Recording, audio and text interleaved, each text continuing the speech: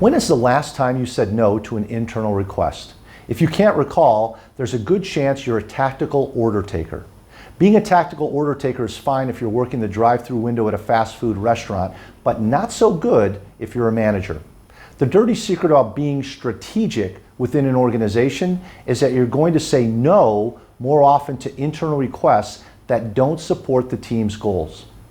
We know that having a sound strategy includes trade-offs. Trade-offs are when you choose to focus on one initiative, customer, etc., at the expense of others. In externally facing functions like sales and marketing, good leaders are constantly making trade-offs with customers by targeting certain segments and ignoring others. This isn't done to be cavalier, it's done because a product or service offering brings more value to some segments than others, and a sales team's time and budget are limited.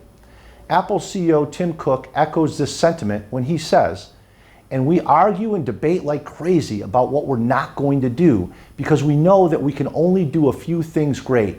That's a part of our base principle, that we will only do a few things." The idea of prioritizing when it comes to internal initiatives and customers brings a shudder to many people. "We couldn't possibly say no," is the common response. It's also the response of the mediocre. Great leaders understand that trade-offs involve decisions, and the word decision means to cut off. If you have trees on your property, you realize that every few years you must prune or cut off some of the low branches. Why? To promote new growth.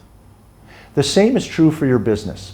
In order to grow new competencies, capabilities, and offerings, you'll need to cut off your investment of time, talent, and budget in areas that are simply not bringing as much value as they once did.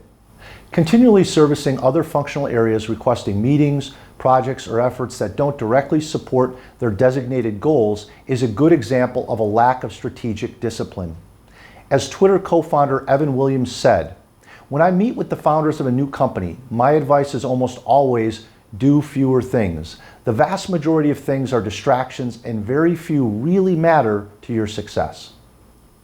The key to instilling this level of discipline to focus resources in the few areas that drive the most value for your internal customers is to carve out time to think. The reality is, if you don't give yourself permission and time to think, it simply won't happen. Leaders unwilling to dedicate time to thinking about the development of their business are prone to fire drills.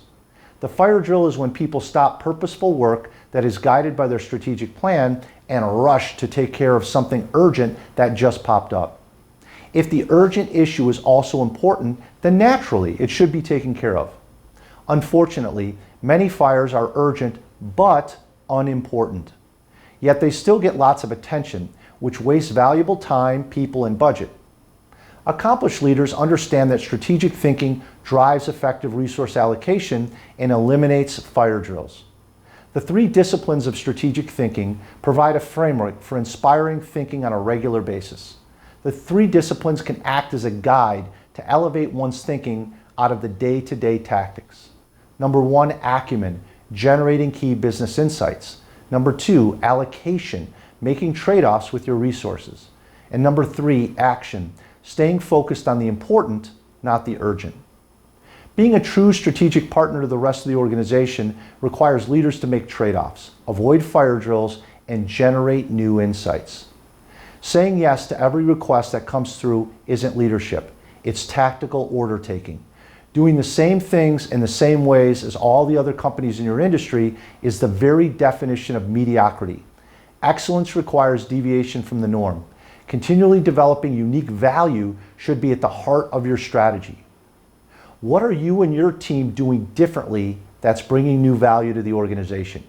If you can't answer that question, then I'll have a large fry to go. To explore more than 200 resources to develop your strategic thinking and planning capabilities, visit strategyskills.com.